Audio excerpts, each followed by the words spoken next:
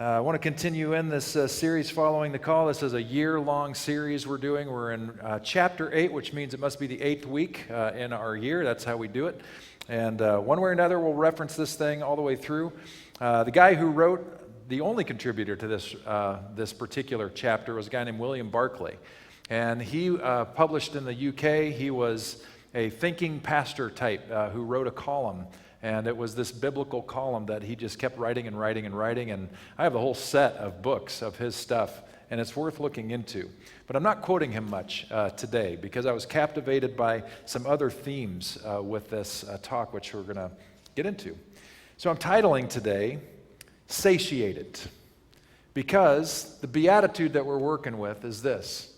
God blesses those who hunger and thirst for justice, for they will be satisfied. Some other translations say, blessed are those who hunger and thirst for righteousness, which is the same thing, for they will be satisfied. But I like the NLT. God blesses those who hunger and thirst for justice, just to put it right in front of our face, for they will be satisfied. And I was really bothered first with this beatitude because I was like, I don't know if I can 100% agree with Jesus on this one. You know, is everybody satisfied who hungers and thirsts for justice? Not sure how I feel about that. And I thought about people who over time have stood up for things and were killed. Were they satisfied? Were they satiated? It kind of put me on a tailspin for a while. And then I thought kind of another thing. I thought, in our church, I have been criticized at times for being too political. And usually I get criticized for being political when I talk about justice stuff. And in fact, I was reminded again this week that people have not just criticized, but left the church because of me. So sorry about that, but that's part of it. And the leading reason why we hear, if it's not theological or how we embrace the Bible and all that whole approach, politics comes up a lot. Even though I don't want to be political, I do want to be justicey. Because in our desire to want to keep politics out of the church, which I hear so much from people who are on their way out, just keep politics out of the church, which means kind of keep this stuff, this justicey stuff, out of the church. And the problem of doing that, now I'm a Jesus scholar, did my doctorate in the Gospel of John and know the story pretty well. If we stripped all of the justice-related things out of the teaching and message of Jesus, we would soon discover that we have actually kicked Jesus out of the church. We don't see it because when we see Jesus doing something, when he's just walking into a leper colony because he's a great guy and he wants to give them some good news and some love and he heals them, we just see it as a story about Jesus healing a bunch of lepers. Or when he calls Matthew, a tax collector, to follow him and be his disciple, we just see that as, well, isn't that nice? He even likes people from the IRS. And anytime we see somebody, he's just healing a blind guy sitting in Jerusalem outside the temple, we just see, oh, it's neat that Jesus did such a nice thing. But every one of those had a justice component. Jesus was poking the bear every time. And why? Well, the reason he was is because he couldn't help it.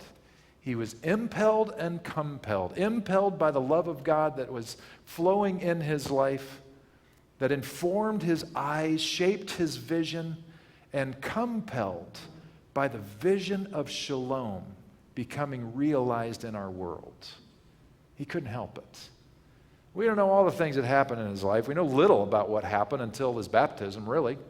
So I don't know if increasingly over the course of his life, he just became more and more convinced and convicted. And then by the time he got to the baptism, it just kind of all came home and he was a transformed person at that moment. Or if he was always faithful in his life, but for whatever reason, when it came time in his life for that baptism event, he had one of these satori moments that just blew his mind with kind of a unitive experience of the expansiveness of God and the love of God for every person, that he couldn't be the same anymore, because that's when he started doing his thing. So I know that sometimes I make you uncomfortable, and I'm comfortable with that, as you know. But I want to let you know that there are people who far outdo me. And one of the people that you may have never heard of is this guy, the Quaker Comet. That was his professional wrestling name back in the 17th century. He was 4 feet tall. He was born in dwarfism, what we call little people. And he's born in the UK, and religious persecution compelled him to catch a boat and made his way to Philadelphia. Quaker, which is a very peaceful tradition, he was shocked after leaving the UK and coming to Philadelphia, northern part of our country at that time. He was shocked at how much slavery was going on and how abhorrently people of color were being treated, and that people were owning people in the North, right? Civil War hadn't happened yet. We were many years away from that, over a century away when he started talking about these things. But talk he did. And he would go to the Quaker meetings, which, are long extended periods of meditative silence. And then at the end of that period, if anybody senses something they need to share, then they share it together. So there's no formal pastor to take somebody's mic away. And so he took advantage of that opportunity. And one time he was so mad that he brought a prop, and it was a Bible that just looked like any old Bible, but he kind of doctored it a little bit. He cut out the inside, and he put some kind of a bladder in there filled with some kind of bright red juice. And so he got up to talk, and he started speaking out against the slave owners and the people who were okay with slavery. And finally, he got his big boy voice up, and he talked in a loud voice about how the wrath of God is coming on you, you who call yourself righteous. And he pulled out a knife, and he stabs the Bible right down in the middle. And it pierced that bladder, and blood splattered everywhere around the congregation. And to make it even more emphatic, he kind of went around and extra stabbed it by slave owners. So they got totally covered in blood. This was guerrilla theater by the Quaker Comet. He did other things too. In the dead of winter, he would stand outside the church, and at that time they thought if you got cold, you were going to die, which maybe there was some correlation there. But to make a point, he rolled up his pant leg, took off his socks and shoes, and buried his foot in the snow. So people, as they walked by, they would recognize his protest and be uncomfortable with what they saw as he spoke out against slavery. This is decades before we became a country, by the way. I mean, this is pretty fresh stuff. Another time in the springtime, again to show his disdain for slavery in America, he rolled around in the mud right outside the stairs of the church. So he was a muddy mess, and he placed himself in such a position that everybody had to step over him to get into church. There was no way they were going to miss his statement. Guerrilla theater. He had great influence. His writing did influence the founding fathers. And the reason we know that is from his history. His publisher was Benjamin Franklin. They would have conversations about slavery and theology and civil society and all of these things. His writing became instrumental in the shaping of our country, and eventually, the things that led to the Civil War and emancipation. A guy who died, about 100 years-ish, a little less or more than 100 years before the Civil War even started. And so I wondered, Benjamin Lay, were you satisfied in your pursuit, in your hunger and thirst for justice? Were you satiated? And even though he didn't see the end of slavery, I have to believe that after his little stunts, which eventually caught up with him. He got kicked out of every Quaker meeting anywhere. So he was homeless in terms of church.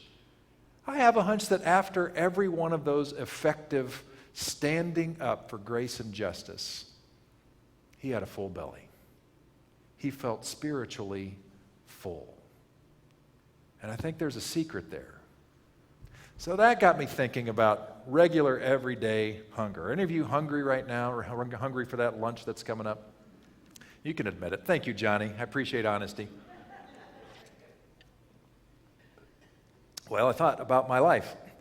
And every morning I get up, first things first, cup of coffee, got to have that, have a little time doing my devos and stuff like that. But then eventually, usually Lynn and I will kind of say, hey, it's time for some breakfast because I'm hungry.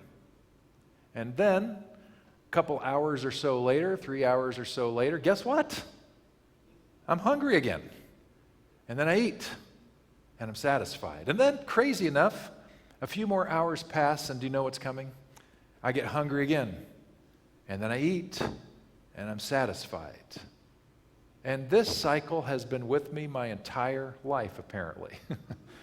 And I think it's going to continue. And it made me rethink this idea of being satiated or satisfied, that maybe even though we are in pursuit of a final way, where the kingdom of God, to use Jesus' language, is full and complete in our world, or if we say that the whole world has become so shalomy that everybody's getting along and we have a great balance between the creation and the creatures who live in it, and where everything is in harmony. There's all the things that are showing up in the Imagine song. It's like heaven is on earth because we've done the work to make that. I think we make that our goal and our expectation, and that's a wonderful vision that we must pursue. But I wonder if we need to think about Jesus' statement here in a very real day-to-day thing, that maybe he's onto some secret sauce, that maybe when we are motivated, when we are impelled and compelled by shalom, and we do the things to foster shalom around us, for Benjamin Lay, he was an abolitionist. For us, it could be any number of things that are justice adjacent or rooted in justice in some way, then maybe that fills our soul. Maybe that fills our soul more than showing up at church and hoping for a kick-butt rock band to take us away and worship for 30 minutes of ecstasy, only to find ourselves starving again. You know what I mean? And there's a story that I thought of immediately because it has such an interesting conclusion, or part of the conclusion to the story. And to give you some ideas about this woman that is just known as the woman at the well, I did a 5-week series just on this story many years ago because it is so dense, so juicy with good stuff. Here's the context. You've got Jesus and the guys, they're hanging out in Jerusalem probably for some kind of festival, and it's time to go north, back home to the region of Galilee. But to get there, there were a couple different routes. Most people who were Jewish folks going to Jerusalem, what they would do is they'd cut east and north, catch the Jordan River. It was a little bit longer route, and they'd make their way up to the Sea of Galilee and then go wherever they needed to go. There was another route that Jews never wanted to take. It was shorter, more direct, but it required them to go through this region called Samaria, right between this area where Jerusalem was and where the Sea of Galilee was. Jesus is with the guys, and they're leaving Jerusalem, and he says to them, guys, we must go through Samaria. Now, the guys knew that wasn't true. They all checked the Google app, and they knew that Maps was suggesting the Jordan route. But they knew by now not to listen to that. They were going in to Samaria. They made their way eventually. It was a 30-mile trek between Jerusalem and where we're going to end up at Jacob's well. That probably didn't happen in one morning or afternoon. It's cutting the trip up a little bit, but they probably did start that morning somewhere. And somewhere around noon, they ended up at Jacob's well, this deeply historical landmark in the Jewish and Samaritan tradition. They're cousins. They hate each other. They look at each other with disdain. They look at each other as apostates, one to the other. The people in the south and the north, the Jewish people, looked at the people in the middle, those Samaritans, as half-breeds, physically, genetically, and theologically. And the Samaritans in the middle look at the people, Jewish people to the north and the south, and they see them as apostates. They're worshiping in the wrong place. It's fascinating history. They hate each other. They make their way to this well, and the guys leave Jesus there. They're going to go get some burgers in the nearby village and come back with their lunch. While Jesus is sitting there, a woman comes to draw water in the heat of the day. Now, a whole lot of things happen in just this description that we find out a lot as the story unfolds. One, she's a woman. She's a she. Secondly, she's in the middle of the day going to fetch water, which is weird because that's not what village women do. They go in the cool of the morning and get their water for the whole day. So it's odd that she's fetching water at the worst possible time. And what's also weird and maybe more telling is that she's completely alone. Women in villages who needed to get water for the day, they never did it alone. They would always go together for safety and community support. This woman's alone. Jesus began to wonder, what's happened to this woman? Why would anybody in the village let her go alone? There must be a problem here. There must be a problem. And she's, like you already know, in terms of Jesus' view, she's an apostate herself. She's Samaritan. I point out all these things to you because it gives a good example of what we know today and what we call intersectionality. You've got a range of things coming together, creating one big hairball of prejudice that's keeping this woman down. So what is Jesus, who's dressed apparently like a rabbi, to do? What he's supposed to do is walk away from her. Get away from her as much as you can. Don't make eye contact. Certainly don't say a word, but that's not what Jesus does at all. He simply looks at her and says, hey, would you mind getting me some water? I've got nothing to draw water with. He asks her to help him have a drink. She's shocked. You're not supposed to do that. A conversation starts. She tries to kind of mix it up a little bit. Don't you know who I am, the woman says, you shouldn't be asking me anything. And he kind of says, well, if you knew who you were talking to, I would give you living water that you'd never have to refill. And she doesn't get, he's talking metaphor and all this. And they keep on going. Jesus eventually says, I think I got your number. We're not exactly sure how literally to take John at this point because he uses such symbolic language, but he basically reads her mail. He basically tells her her story. I know you've been estranged from your community because you wouldn't be coming here alone in the heat of the day unless you hadn't. And John has us understand Jesus as even knowing why. That this woman was married at some point, and then her husband died. And in that culture, the next oldest brother married her, and he died. And another brother, and he died. And the story goes on, and now there's no more brothers. And everybody's looking at her with scorn. And some guy took her in so she wouldn't just be out on the street. And can you imagine back in that day how that would have landed? No fault of her own.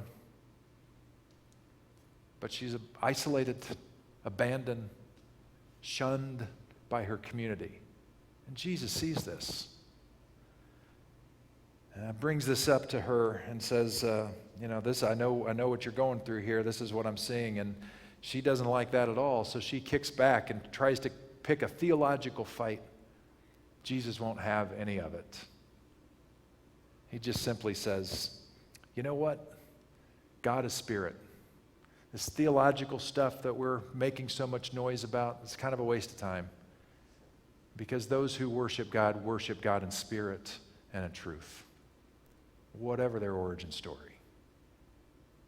All of this together does something that is very justice-y for this woman. She came in with her head held low.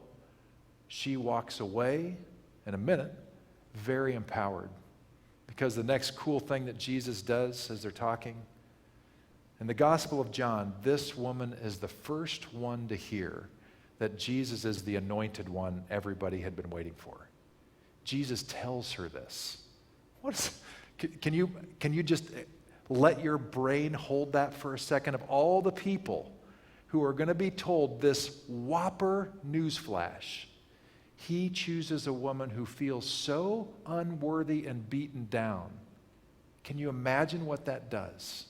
The empowerment that gave her, the lifting. And you know what happened? all of this shalom that Jesus was showing her changed her.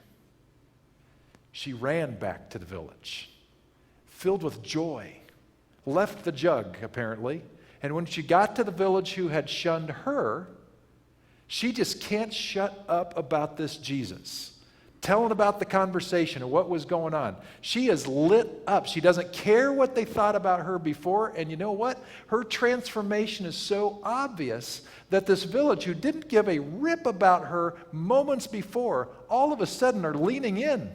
And when she says, "Follow me back to the well so you can see what this Jesus is capable of," the one who was the least likely to lead them became the leader, and they followed her out to see Jesus. It's remarkable. When she was running back to the village from the well, she certainly passed the guys who just got out of In-N-Out, and they finally made their way back to Jesus. And they said, "Hey, Jesus, we got your burgers here." And Jesus says such a profound thing to them. He refuses the food, and he says, what does he say? He says, there it is, "I have a kind of food you know nothing about. My nourishment comes from doing the will of God who sent me and from finishing God's work." Just read that again. "I have a kind of food you know nothing about. My nourishment comes from doing the will of God who sent me and from finishing God's work." Maybe Jesus said that those who hunger and thirst for justice and righteousness will be satiated because that's what he experienced. That being impelled and compelled from shalom, he goes into the world to be a catalyst, a cultivator of this shalom. And when he does, he finds himself full. Not forever. The work is not done. The challenge between Jewish people and Samaritan people continued after that moment, but for that moment right then, and for the next few days in that village, there was harmony, there was shalom between two people who hated each other before. It's remarkable. And I wonder if every day, regardless of what actual food entered his mouth, I wonder just how satisfied he was, because he could see shalom doing its beautiful work. I find that incredibly compelling. And it begs the question, are we spiritually hungry because we have ignored or rejected the buffet to which we are called to eat? Have we turned the church into simply a movie theater where we come to be entertained? Or is it a place where we come to remember together the shalom that we're about so that we can go out and take shalom wherever we go? I think the latter is it. And again, I just wonder if maybe that spiritual satisfaction we're looking for has to come through a both-and thing. A realization that we are loved by God with an everlasting love, and so is everybody else. And because that's true, we cannot keep it to ourselves. And when we see examples of where that is happening, where the lack of that shalom is, we can't help but have the conversation to stand up for the wrong, to help those who need our help. My question then for you is, what is that for you? You're not a Benjamin Lay. Well, maybe some of you are. I don't know. Maybe you're going to use that guerrilla theater to make some noise. Maybe that's who you are. You're not all going to be up here on a stage and talking week after week. That's not everybody's jam. I like it. Some of you like it that I'm doing it. I don't know what your thing is, but I do know what some of your things are. And so one person that we have as a fairly new member joined in early December, and his name is John Hannaford, and he created this incredible painting. John is an artist. He has his master's in fine art. His art has been featured in various museums of modern art, both in the city and here in Napa. And when he showed me this picture, I immediately thought, that's a pretty good example for us to be talking about today. So John, I invite you to come up and tell us about what we are looking at right now. Let's welcome John.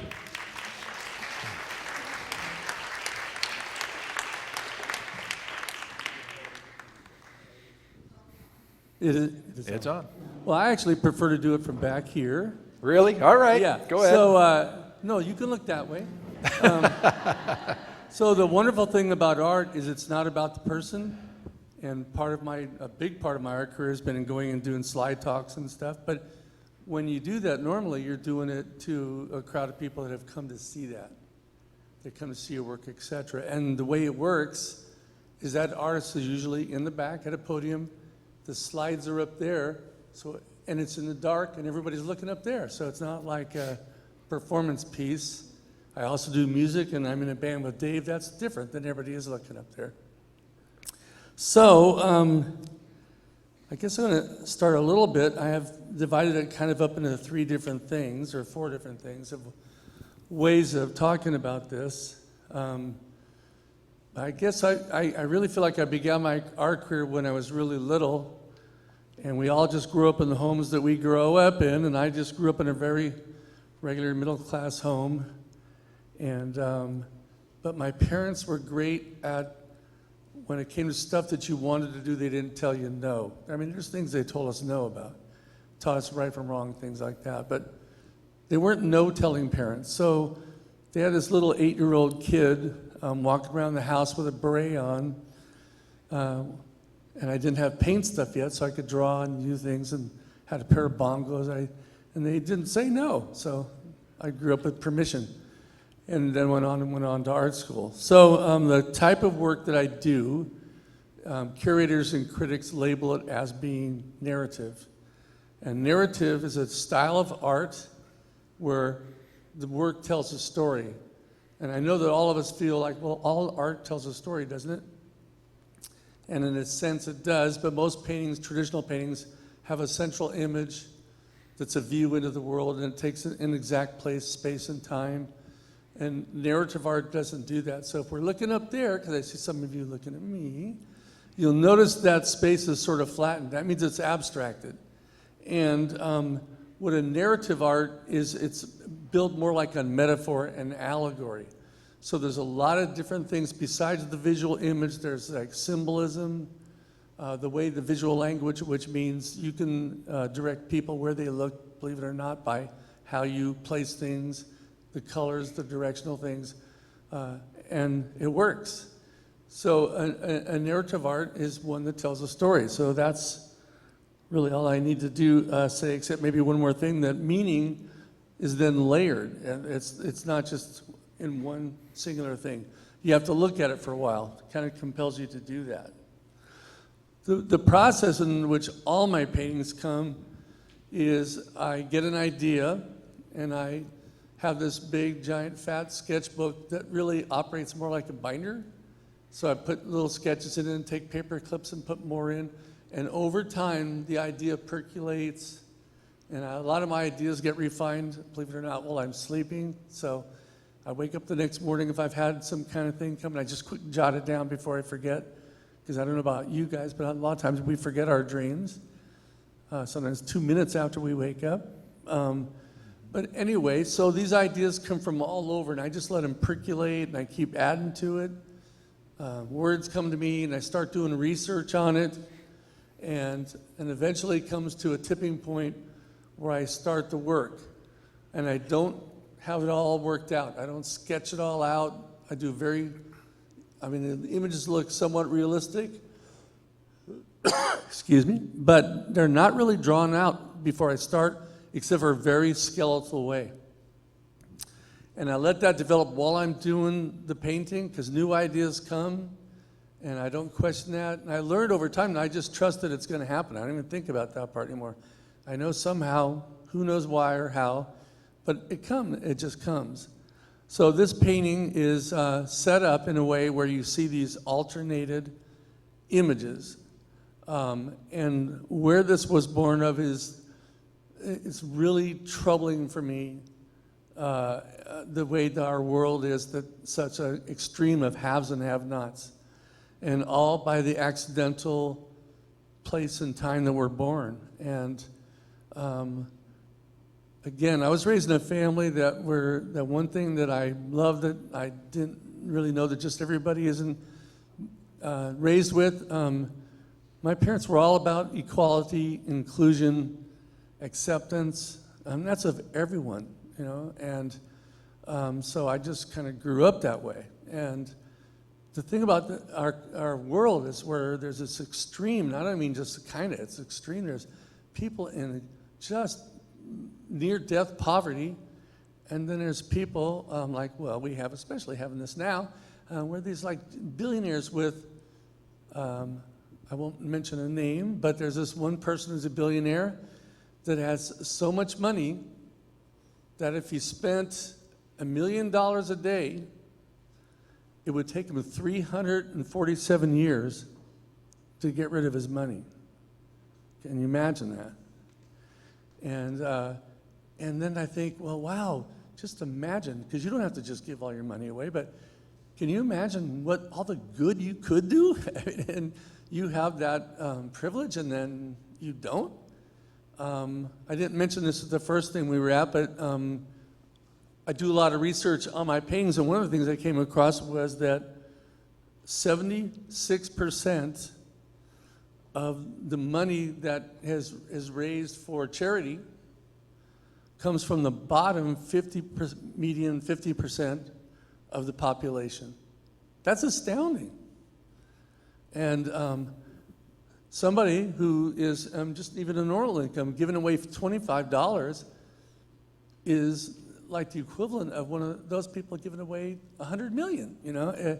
It's just mind-boggling. Anyway, side point, I don't want to get distracted. But anyway, so this bothered me so much, and the research I was doing, I looked at liberal, moderate, and conservative publications on this, and I had entered this with preconceptions of what the causes of this disparity was, and lo and behold, I was completely wrong. It turns out that famine and poverty, there's no reason on earth that anyone should be starving to death or not having the most basic medications to keep them alive other than politics and economics. And yes, the conservative magazines were also, and not magazines, but studies were saying the same thing. So there's a disparity by our choices. And I don't blame that on God, because that's people's will. We were born with a free will, and that's why when people say, well, how could God let that happen? Well, God's not letting that happen. People are doing it. And we're all given the free will. So if there's some compelling, important reason that we're created to have a free will, and that's part of our process in growing and becoming enlightened and hopefully getting to heaven or whatever you feel the afterlife is. So, having said that, if you look at the picture, the way I have it set up to say these things in this one is I have this image of a first world child seemingly having everything they need and beyond, juxtaposed with this third world child that has nothing, and even less than nothing if there's such of a thing. So I do tell that with the images, and actually one of the hardest things I ever did in all my artwork and painting was to reproduce this thing where they looked like the other thing. I mean, that was hard for me to do. So these children are you can see who's emaciated, who is well-fed and pampered. And so the first world child is surrounded by little sugar candies. You probably can't see them from here, but all around that yellow area. And this other child is surrounded by rice. It's just basic rice. And in part of the process I talked about last time, this painting is about 6.5, 7 feet by about 8 or 9 feet, so it's big. And so when I was applying the rice, I used an acrylic product called gel, and I would layer it and then embed the rice, wait for it to dry, give it about a day or two, and then with the help of a friend, I would turn the whole painting over, shake it, and a bunch would come off. Then I'd have to apply it again. It took me about 6 weeks just to get the rice on. And that is really another way in which, for me to show the haves and have-nots, etc. The circles that you see in all my paintings, there are these border areas or other shapes, but what they do is they allow the painter, in this case me, they allow the person to present another layer of reality other than just the central image. And in this case, I have all the things that are like sort of the causation of all this, or just extra imagery. So there's like things like foods, there's like military and militarism and weapons of war. There are things like credit cards and things of evidence of wealth and just the disparity of all that, but in another way. And then around the images, I have other things like images of food, things such as like Diet Coke, which no one in the whole world that's starving even thinks of the word diet or dieting. And we have scales and tape measures and all these things about people that have excess. And then the other images of people that have nothing. There's like a thing of care package of rice, for example, and stuff that are being given, and they exist on that. One of the things I did talk about last time in shows about the politics of it is someone about 20 years ago invented this paste that's made of peanut butter, sugar, salt, and a few other, I forget the other ingredients, but they're real simple things off of a shelf that you can get, so they can be widespread through areas where people are starving. And they mix this up, and it can keep a child alive for one day, not knowing where the next meal is going to come from, but at least they can be alive for the next day, which just got ended with when they ended the Satiated program. So it's really troubling, you know, and that can happen. So then I also have another layer, which is where I embed words in. Actually, they're underneath the paint, so I apply them before I even start doing the painting. In this case, you might not be able to see them from here, but one of the words that's repeated is insulated, because a lot of us are insulated in just our lives. And then and then the other one is, it says, it's repeated 40,000 a day, because back when I painted the painting, the very troubling fact is that 40,000 children die every day of starvation. Not once a month, every day. And I've been told by a further reading lately that it's up to about 65 to 70,000 or more a day. And it would even be higher if it wasn't for things like the paste and stuff like that. So the painting is hard to look at, I realize that. And my mom used to say to me, "John, can't you paint a pretty painting?" When I was in art school, she would say that often. And then the last thing I'll say about it is that I was Rene DeRosa, which many of you may know, the art collector, and me were asked by the county to jury would artworks go in the library when they wanted to have an art program. And I did that for many years. And then Donald Hess took over for Rene DeRosa, and Donald Hess said, "John, I'm not going to do this unless you have a show here." And at that time, I was having shows at museum spaces and galleries all over the country. And so I guess I thought, in some way, I'm just only come to grips with this lately, that I was too big for my britches and thought I shouldn't really be doing that. But he told me I had to. And somehow it worked out that it was either I looked like a jerk or I put my work there. And in the library, they had a bunch of my works, maybe about 10 or 15, and they were going to have the opening, so I came down before, and I couldn't find this painting. I said, "Well, where's Birthday Last Day?" And they said, "Oh, it's in the show." And I said, "Well, then where?" Because I couldn't see it. And they ushered me back to a little backroom closet thing, and it was in there, you know. And I said, "Well, what's it doing here?" And they go, "Well, it's so hard to look at, and we have to see it every day." And then I said, "Well, you guys are librarians. You're the bastion of knowledge that's troubling for some people and not. So for you guys to be censoring it is beyond, it's almost comical to me. But, you know, it is what it is, and I lived with that. But they did then put a sign up saying there's one more painting back here. And anyway, so I thanked Pete for including me and asking me to do this. The last thing I'll say is that I love Crosswalk, and from the time I was a teenager, I looked for a church that resonated with me, and all I ever was experiencing was dogma and ceremony, and it just didn't resonate. And that's when I first started reading the Bible myself, and then came across, Jesus was way different than what I had thought. Here he was, this revolutionary, causing good trouble, all in the name, though, of justice, empathy, caring, but doing something about it. And think about how dangerous that was in his time, because he was turning over money tables. He was doing some amazing things, and that's what really compelled me to search to find a place with Jesus in my life. And this church embodies all that. I said this is the first thing too. I don't see it as political. I see it as necessary. If you believe in right and wrong, it is justice. It is shalom. It is what we should be doing. We shouldn't be going to church if we weren't doing those things. So I love your ministry. I just want to publicly say that. So thank you. Thank you. Let's thank John for his work.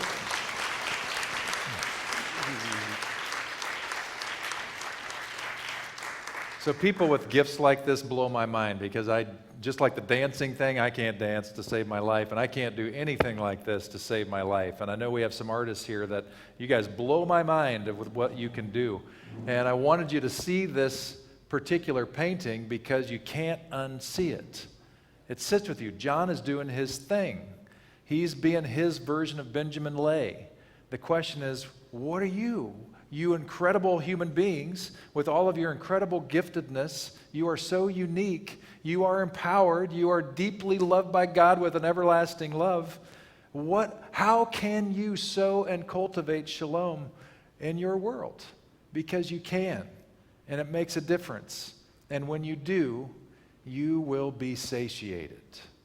Finally, very, very briefly, because the smell of that food's making me really hungry. Maybe you too.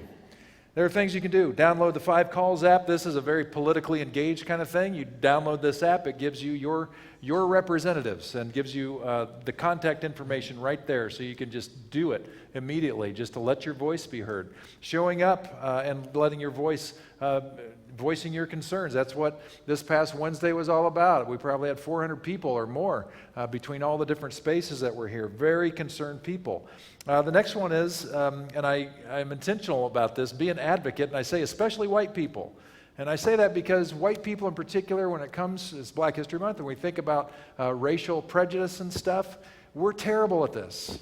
We don't ever want to be labeled as racist in any way, so we steer clear of it. And the whole point of talking about this stuff isn't to make us feel shame and guilt, but to actually get us to go to the next level, to say that one day we might actually say, yeah, we've got a problem in our country. The data is really, really obvious. And as a white person, I just want to say it's really, really obvious. So what can we do about this? How can I use me and leverage whatever I can to make a difference? Because we're missing out. Our brothers and sisters are all around us, and they do not have the same place at the table. And that's stupid. How can we fix that? Just by a person who looks like me standing up and saying that gets that word out there, and it's only for good. Support organizations that are doing good work in many forms.